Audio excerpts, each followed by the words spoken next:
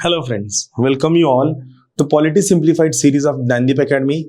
Today we are going to study the very important article 59 of Indian Constitution. Article 59 of Indian Constitution, it talks about the conditions of President's office. What all are the conditions of President's office? What all conditions that must be fulfilled by a person to hold continuance of the presidential office.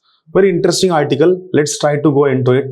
So what it says, first thing, the president shall not be a member of either house of parliament or a house of the legislature of any state. So first thing, he should not be member of any house of the parliament or any house of legislature.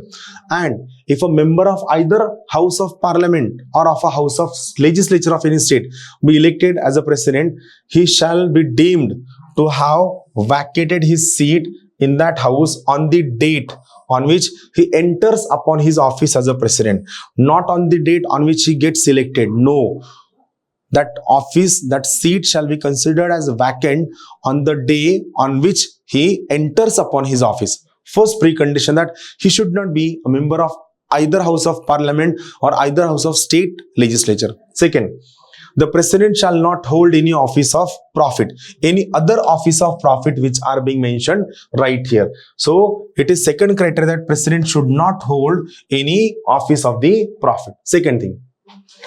Then what next says that the president shall be entitled without payment of a rent the use of his official residence, and shall be also entitled to such emolument, allowances and privileges as may be determined by the parliament by law. Now see, here president will be getting official residence, also he will be getting emolument and allowances. This we know, but who decides the residence, who decides the emolument, allowances getting to the president? So all these things shall be decided by parliament by law. I am going to star mark this point because this is point which is being asked many times. So emolument, allowances and other privileges of the presidential office are decided by Parliament of India with the use of law.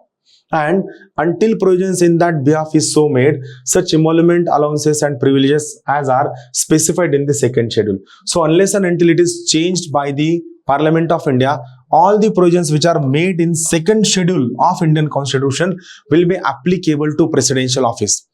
All the emolument that are made in second schedule will be applicable to the President of India. The emolument and allowances of the president shall not be diminished during his term of office to his or her disadvantage. It means you cannot blackmail president by saying that you act according to my wishes or else I will reduce your salary, I will remove you out of the official residence. So the emolument, allowances and all other terms and conditions of president cannot be diminished, cannot be what we can say, cannot be reduced to the detriment of this particular office, which is essential. So here remember what we are seeing here. What are terms and conditions? First thing, he should not hold any office of profit. He should not be member of any house. And most importantly, what we have seen right here is that he is entitled to residence, all those things which are decided by the President of India. So that's all from my side. Keep watching the lectures and please share with your all friends. Thank you.